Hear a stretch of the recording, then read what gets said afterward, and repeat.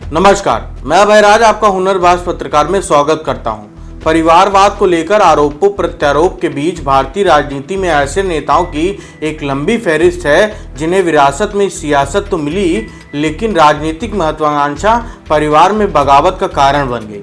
देश की राजनीति में कई ऐसे उदाहरण हैं कि माता या पिता ने जिंदगी भर किसी एक दल का प्रतिनिधित्व किया, लेकिन पुत्र पुत्री, बहू या परिवार के अन्य सदस्यों ने दूसरे दलों का दामन थाम लिया। इसी कड़ी में नया नाम जुड़ गया है कांग्रेस के दिग्गज नेताओं में शुमार केरल के पूर्व मुख्यमंत्री ए.के. एंटनी और उनके बेटे अनिल के एंटनी का। अनिल पिछले दिनों भारतीय जनता पार्टी में शामिल हो गए। सीनियर एंटनी 5 बार विधानसभा के सदस्य रहे और 5 बार राज्यसभा भी पहुंचे। वह 3 बार केंद्रीय मंत्रिमंडल में शामिल किए गए और इतनी ही बार केरल के मुख्यमंत्री भी रहे। बीजेपी में शामिल होने के फैसले के बारे में जब अनिल से पूछा गया तो उन्होंने कहा कि निश्चित तौर पर यह एक कठिन फैसला था, लेकिन हमें कुछ सार्थक करने की आवश्यकता है। उन्होंने कहा कि जिस कांग्रेस में उनके पिता ने अपनी जिंदगी खपा दी और जिसकी वजह से उनकी पहचान है, वह आज विनाशकारी दिशा में है। हालांकि सीनियर एंटनी ने अपने बेटे के बीजेपी में शामिल होने पर दुख जताते हुए इसे गलत फैसला करार दिया है और कहा कि वह खुद आखिरी सांस तक कांग्रेस के सिपाही बने रहेंगे। एंटनी 37 वर्ष के थे जब वह पहली बार केरल के मुख्यमंत्री बने थे। अभी कुछ दिन पहले ही महाराष्ट्र में भी इसी तरह की घटना देखने को मिला था। शिवसेना गुट के प्रमुख नेता एवं पूर्व मुख्यमंत्री उद्धव ठाकरे के बेहद करीबी सुभाष देसाई के बेटे भूषण देसाई ने पार्टी छोड़कर एकनाथ शिंदे के नेतृत्व वाली शिवसेना का दामन थाम लिया था। सुभाष देसाई ने तब कहा था कि बेटे ने भले ही पाला बदल दिया हो, लेकिन उनकी निष्ठा शिवसेना मोतीश्री दिवंगत बाला साहेब ठाकरे और उद्धव ठाकरे के प्रति ही रहेगी। इसी कड़ी में एक प्रमुख नाम समाजवादी पार्टी के संस्थापक मुलायम सिंह यादव की छोटी बहू अपर्णा यादव का भी आता है। वह 2022 में उत्तर प्रदेश विधानसभा चुनाव से पहले सपा का दामन छोड़कर भाजपा में शामिल हो गईं। इसी तरह उत्तर प्रदेश से भाजपा सांसद रीता बहुगुणा जोशी के पुत्र मयंक जोशी ने पिछले साल विधानसभा चुनाव के दौरान ही सपा का दामन थाम लिया था।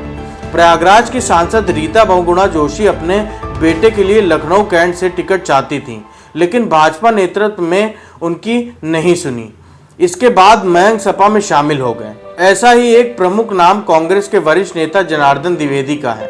करीब 1.5 दशक तक कांग्रेस के संगठन महासचिव रहे और सोनिया गांधी के करीबियों में शुमार जनार्दन द्विवेदी के बेटे समीर द्विवेदी फरवरी 2020 में भाजपा में शामिल हो गए थे। पिता किसी दल में और बेटा अन्य दल में। इसकी सबसे बड़ी बानगी हरियाणा में देखने को मिली है। इंडियन नेशनल लोकदल के संस्थापक एवं पूर्व मुख्यमंत्री ओम प्रकाश चौटाला के दोनों ही बेटे अलग अलग दलों से जुड़े हैं। सीनियर चौटाला के बड़े बेटे अजय सिंह चौटाला और उनके पुत्र दुष्यंत चौटाला ने मतभेद के बाद जन नायक जनता पार्टी का गठन किया। दुष्यंत फिलहाल हरियाणा के उप मुख्यमंत्री हैं। वहीं सीनियर चौटाला के छोटे बेटे अभय सिंह चौटाला फिलहाल इनेलो के प्रधान महासचिव हैं। वह इन दिनों राज्य में हरियाणा परिवर्तन यात्रा की अगुवाई कर रहे हैं। हाल ही में ओम प्रकाश चौटाला भी इस यात्रा में शामिल हुए थे। कुछ ऐसी ही कहानी आंध्र प्रदेश में सत्तारूढ़ वाईएसआर कांग्रेस की है।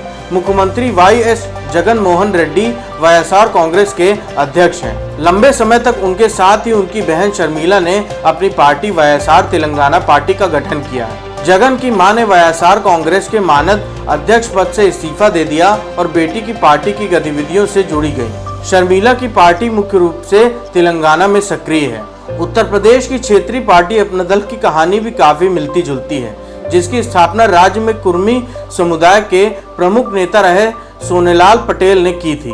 उनके निधन के बाद परिवार में उत्तराधिकारी को लेकर संघर्ष छिड़ गया, जो आज तक जारी है। अपना दल फिलहाल 2 गुटों में बंट गया है। एक की कमान अनुप्रिया पटेल के हाथों में है, जबकि दूसरे गुट की नेतृत्व उनकी बड़ी बहन पल्लवी पटेल कर रही हैं। अनुप्रिया पटेल केंद्र सरकार में मंत्री हैं, जबकि पल्लवी पटेल ने उत्तर प्रदेश के पिछले विधानसभा चुनाव में सपा का दामन थाम लिया था। उन्होंने सिराथू विधानसभा क्षेत्र से चुनाव लड़ा था और उप मुख्यमंत्री केशव प्रसाद मौर्य को पराजित किया था। उत्तर प्रदेश के ही कद्दावर नेताओं में गिने जाने वाली स्वामी प्रसाद मौर्य सपा में है, जबकि उनकी बेटी संघमित्रा मौर्य भाजपा की सांसद हैं। ऐसे परिवार जहां बगावत पिता ने की, उसका जिक्र होने पर भाजपा के पूर्व नेता यशवंत सिन्हा का ख्याल आना लाजमी है। यशवंत सिन्हा जनता पार्टी जनता दल से होते हुए भाजपा में पहुंचे, लेकिन नरेंद्र मोदी के प्रधानमंत्री बनने के बाद उनका पार्टी से मोहभंग हुआ और वह कुछ समय बाद टीएमसी में शामिल हो गए। उनके बेटे जयंत हालांकि भाजपा में ही बने रहे। भारत में राजनीतिक परिवारों में बगावत का एक लंबा इतिहास रहा है। इसमें सबसे प्रमुख गांधी नेहरू परिवार की बहू मेनका गांधी का भागवत है। परिवार से अलग होकर 1982 में उन्होंने अपने पति संजय गांधी के नाम पर संजय विचार मंच गठित कर लिया था। बाद में उसका विलय जनता दल में कर दिया। मेनका ने बतौर निर्दलीय उम्मीदवार राजीव गांधी के खिलाफ चुनाव भी लड़ा था, हालांकि वह असफल रही। वर्ष 2004 में उन्होंने अपने बेटे वरुण गांधी के साथ भाजपा का दामन थाम लिया। धन्यवाद।